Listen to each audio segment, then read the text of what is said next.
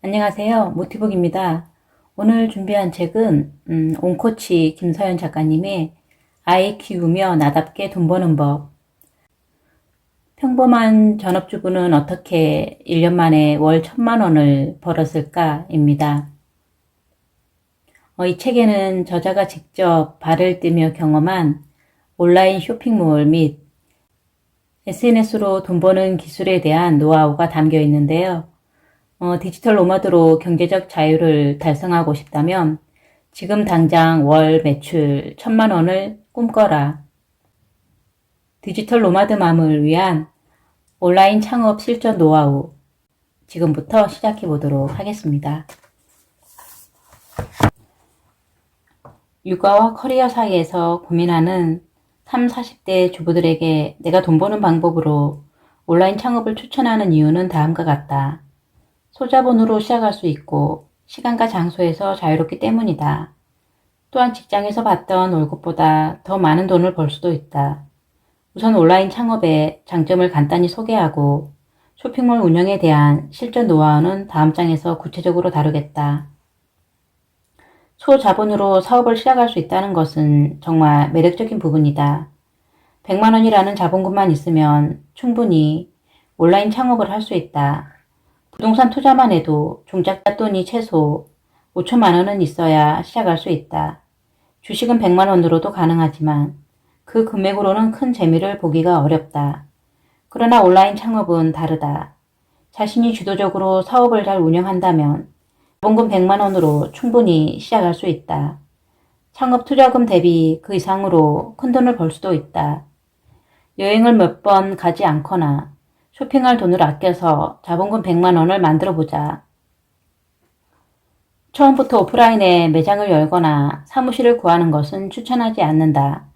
매달 내야 하는 월세와 관리비를 합산해서 1년 동안 유지할 정도의 자본금이 있을 때 오프라인 매장을 고려하자. 처음에는 무조건 온라인 사업으로 작게 시작하길 바란다. 소자본 창업으로 번 돈을 잘 모아서 주식과 부동산 투자로 자산을 불리는 것을 추천한다. 온라인 창업이 좋은 이유는 시간과 장소에 대한 제약이 없기 때문이다. 어린아이를 키우는 엄마들에게 시간과 장소를 자유롭게 선택할 수 있다는 것은 큰 장점이다. 스마트폰이나 노트북이 있다면 집에서도, 카페에서도, 개인 사무실 어디에서도 디지털 노마드로 일할 수 있다. 심지어 외국에서 한 달 살기를 하면서도 인터넷만 연결되면 온라인 창업 관리에 문제가 없다. 그런 환경이 가능하도록 아웃소싱을 활용해서 온라인 사업을 운영하면 좋다. 디지털 노마드 주부가 되어 가족과 함께 여행하며 자유롭게 일도 하고 돈도 벌 수 있다. 물론 처음부터 큰 돈을 버는 것이 어려울 수도 있다. 그러나 1년만 제대로 집중하면 직장인의 연봉을 뛰어넘는 수입을 버는 것도 충분히 가능하다. 경단녀로 전업주부가 됐을 때 파트타임으로 편의점이나 카페에서 알바를 해야 하나 고민했었다. 그때는 한 달에 고정적으로 들어오는 몇십만 원도 아쉬울 때였다. 하지만 아르바이트는 아이 키우면서 나답게 큰 돈을 벌 수 있는 일이 아니었다. 그래서 온라인 창업을 선택했고 결혼한 여자에게 매력적인 돈 버는 도구를 얻었으며 최저시급의 늪에서 벗어났다. 예전에 나는 돈 버는 건 어렵다는 생각을 무의식적으로 갖고 있었다. 그러나 이제 생각을 바꿨다. 돈 버는 것이 쉽다고 생각하며 부자 마인드로 생각을 바꿔나갔고 실제로 내 운명은 바뀌고 있다. 돈 걱정 없는 삶을 원한다면 부자가 되는 건 어렵지 않다는 관점을 가져야 한다. 돈 버는 것이 생각보다 쉽다고 믿어보자. 무슨 일이든 마음먹기에 달렸다. 부자 아빠 가난한 아빠에서 부자 아버지는 돈이 부족한 것은 모든 악의 근원이다.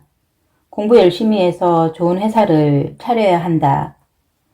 무엇보다 위험을 관리하는 법을 배워라. 내가 똑똑한 사람을 고용해야 한다고 말했다. 여기에서 나오는 키워드를 먼저 살펴보자. 돈, 악의 근원, 공부, 회사, 위험, 똑똑한 사람. 이것들에 대해 어떤 관점으로 접근하느냐에 따라 삶의 방향이 바뀌게 된다. 지금부터라도 부자로 살기 위해 다방면으로 돈 공부를 하면서 좋은 회사를 차리기로 마음먹길 바란다. 사업은 위험하다. 그러나 그 위험을 작게 자르면 충분히 관리할 수 있다. 더 이상 돈을 위해 일하는 것이 아닌 돈이 나를 위해 일하게 하자. 누구나 처음은 서툴다. 그렇기에 단단하게 내실부터 다져야 한다. 그 다음 인터넷 비즈니스의 장점을 살려 수입의 규모를 기하급수적으로 늘리면 된다. 처음에 눈덩이를 단단하게 뭉친 뒤 크게 굴리는 것처럼 말이다. 디지털 시대에서 결혼한 여자의 돈 버는 도구는 달라야 한다. 이제 더 이상 육아와 커리어 사이에서 고민하지 말고 엄마 CEO가 되어 스스로 돈 버는 도구에 대한 통제권을 갖길 바란다. 내가 경험하며 습득한 아이 키우며 나답게 돈 버는 방법이 현실적으로 도움되길 바란다. 집에서 부업으로 작게 시작하는 창업. 2020년 6월 더운 스터디라는 특별한 프로젝트를 진행했다. 스터디 멤버들과 함께 온라인 쇼핑몰 창업으로 스마트 스토어를 준비했다. 그리고 실제로 3주 만에 스터디 멤버가 운영하는 쇼핑몰에 주문이 들어왔다. 코로나19가 세계적인 대유행을 하며 팬데믹을 선언한 지 꽤 시간이 지난 후였다. 나는 몇 달간 조용히 살고 있었다. 기존에 계획했던 일들을 거의 진행하지 못했고 집 밖에는 잘 나가지 않았다. 솔직히 말해서 작은 행동조차 두려웠다. 그리고 집에서 많은 생각을 했다. 2주만 기다리면 코로나가 잠잠해지겠지. 그래, 한 달만 조심하면 다시 원래대로 돌아올 거야. 라는 마음으로 공포 속에 갇혀 시간이 지나기만을 가만히 기다리고 있었다. 그렇게 몇 달을 보내고 나니 비로소 알게 되었다. 다시는 코로나19 이전의 세상으로 돌아갈 수 없다는 사실을. 안타깝지만 지금의 급격한 변화를 받아들일 때가 온 것이다. 사회적 거리두기, 언컨택트, 흔들리는 오프라인 시장, 디지털 시대의 가속화. 이런 상황에서 어떻게 해야 할까? 머릿속이 복잡하고 두려움이 커져서 가슴이 답답했다. 이럴 땐 책에서 힌트를 찾게 된다. 그때 내가 읽은 책이 더 해빙이었다.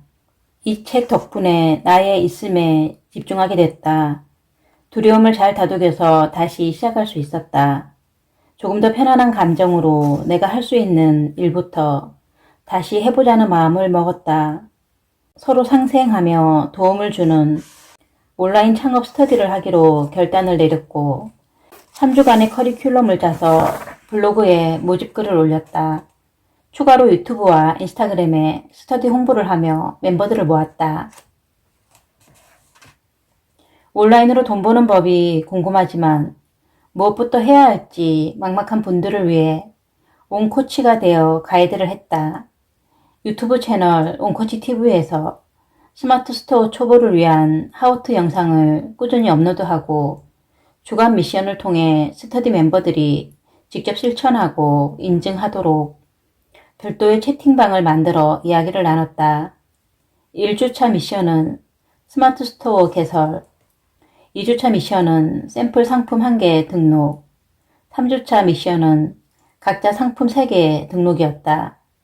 스터디 멤버들에게 현실적으로 도움되는 미션들을 기획했다. 스터디가 끝난 후에도 자립해서 계속 성장할 수 있도록 말이다. 더운 스터디에서 3주간의 미션을 완료하며 판매까지 이뤄낸 베스트 스터디 멤버님과 전화 인터뷰를 진행했다. 스마트 스토어를 시작한 지 얼마나 된 건가요? 스마트 스토어 개설은 아직 한 달이 안 됐고 상품 등록은 2주 됐어요. 온라인 창업 준비를 두려워하시는 분들에게 한마디 해주실 수 있나요? 네, 저도 많이 주저하고 이제서 시작했기 때문에 충분히 공감돼요. 그럼 고민을 얼마나 한 거예요? 한 4, 5개월 정도? 저도 처음에는 어려웠어요. 어디에서부터 어떻게 해야 하는지. 일단은 해봐야 하는 것 같아요. 경험이 제일 중요하더라고요. 하나씩 따라가다 보면 궁금한 게 계속 생기고 더 연구하게 돼요. 그러면 또 경험이 쌓이더라고요. 조금 더 좋은 정보가 필요해서 아직 시작할 수 없다고 하는 사람은 아마 1년 후에도 준비만 하고 있을 것이다. 천리길도 한 걸음부터라는 말이 있다. 그 첫 걸음은 지금 바로인 것이 가장 좋다. 나의 경험상 바로 질러버리면 뒷수습을 하면서 어떻게든 앞으로 나아갈 수 있었다. 고민하느라 보내버린 2년보다 직접 경험하며 배우는 3개월이 훨씬 더 많은 성과를 가져왔다. 최소한의 준비 후 데드라인을 정해 선포라도 해보자. 어렸을 때 부모님은 동네에서 작은 구멍가게를 운영했다. 가게 옆에 딸린 방에서 살았기에 부모님이 잠시 자리를 비우면 내가 계산을 하기도 했다. 숫자 개념도 거의 없을 정도로 어렸기 때문에 동네 사람들은 양심껏 돈을 내고 상품을 갖고 갔다. 그때부터 판매에 대한 개념을 어렴풋이 알게 된 것 같다. 우리 가게에서 했던 것은 사람들이 찾는 상품들을 떼어다가 그 가치에 맞는 가격을 받고 파는 소매업이었다.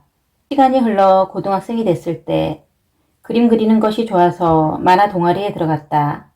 학교에서 축제를 했는데 그때마다 동아리에서는 직접 만화 캐릭터를 그려서 수작업으로 만든 열쇠고리를 판매했다. 이것은 직접 제작과 판매하는 도매 소매업을 같이 한 것이다. 생각해보면 판매와 관련된 다양한 경험들을 계속 해왔다. 오프라인과 온라인 시장은 구매 장소만 다를 뿐 본질적인 개념은 같다. 앞으로 우리는 온라인 시장에서 상품을 판매하면서 돈 버는 법을 익힐 것이다. 이때 시시때때로 변화하는 트렌드와 기본적인 시장 원리도 알아두면 좋다. 사람이라면 누구나 욕구가 있다. 한 인간으로 생존하기 위한 욕구와 지금보다 더 나아지길 바라는 미래에 대한 욕구 말이다. 하지만 코로나19의 확산으로 큰 변수가 생겼다. 인간의 욕구를 충족시키기 위해 그 변수에 맞춰 언택트 상품들이 뜨고 있다. 대표적으로 온라인 쇼핑몰이나 IT 기업 같은 디지털 특화 업종들이다. 사람들은 자신의 자아와 건강, 대인관계, 자유를 충족시키는 과정에서 생기는 여러 가지 문제를 해결하고 원하는 것을 갖도록 도와주는 무언가를 필요로 한다. 이것이 자연적으로 순환되면서 세상이 돌아간다. 그 과정에서 크고 작은 위기가 생기고 그것에 대응하며 인류는 진화한다. 이런 시대의 변화로 인간에게 필요한 도구도 발전했다. 예를 들어 태초의 이동수단은 사람의 발이었다. 그러다 동물을 타기 시작했고 자동차 같은 기계를 탔다. 그리고 지금은 인터넷을 타고 어디든지 접속해 가상 공간을 이동할 수 있다. 변하지 않는 건 이동하려는 인간의 욕구이다. 변하는 것은 그곳으로 데려다주는 도구와 그에 따른 가치 비용이다. 예상치 못한 변화에 빠르게 적응할수록 사업적으로 크게 성장하게 된다. 통찰력을 가지고 위험을 관리해야만 새로운 흐름을 탈 수 있다. 자본주의에서는 가치 있는 무언가를 계속 교환해서 부를 쌓는다. 교환이라는 본질을 반드시 기억하자. 거기에는 돈을 버는 생산자와 돈을 내는 소비자가 있다. 그리고 중간을 연결해주는 유통자도 있으며 그들도 돈을 번다. 과거의 오프라인 사업이 지금은 점점 디지털화되어 가고 있으며 생산과 유통을 같이 하면서 더 큰 돈을 벌게 됐다. 소량 제작이 가능해지고 서비스와 정보 콘텐츠의 활성화로 인해 생산과 유통을 병행할 수 있게 됐다. 온라인 쇼핑몰도 마찬가지다. 온라인 쇼핑몰은 크게 상품 등록 전과 후로 나뉜다. 즉, 나라는 판매자가 온라인 마켓에 상품을 올리고 소비자에게 돈을 받고 판매하는 것이다. 그래서 판매가 가능한 아이템이 계속 교환되는 것이 중요하다. 가치 있는 상품을 소싱해서 나의 온라인 마켓에 상품 정보를 올린다. 상품이 필요한 고객이 온라인에서 주문하고 돈을 결제한다. 그 다음에 주문 정보에 맞춰서 택배로 물건을 보내주면 된다. 순서대로 쇼핑몰 판매 과정을 정리하면 다음과 같다. 1. 상품 찾기 2. 상품 등록 3. 홍보 4. 고객 주문 5. 택배 발송 6. CS 및 AS 이렇게 6단계로 상품을 한 바퀴 돌린다고 보면 된다. 여기에 쇼핑몰 브랜드와 핵심 고객에 맞춰 마케팅을 잘하는 것도 중요하다. 이 기본 원칙을 활용하면 사업을 크게 키울 수 있다. 유행이란 어떤 것에 많은 사람들이 열광해서 급속도로 세상에 널리 퍼지는 현상을 말한다. 온라인 쇼핑몰에서 판매를 하게 되면 트렌드에 민감한 것이 좋다. 남들보다 빠르게 인기 아이템을 잡아서 선점하는 것이 유리하기 때문이다. 트렌드를 잘 읽기 위해서는 꾸준한 관찰과 분석력이 필요하며 동시에 유연한 태도는 필수다. 온라인 쇼핑몰을 시작하기 전에 대중적이고 현재 유행을 타는 것에 민감하게 변화를 관찰하며 그 흐름에 맞춰 사업을 진행할 필요가 있다. 트렌드는 시장의 전반적인 방향성을 보여준다.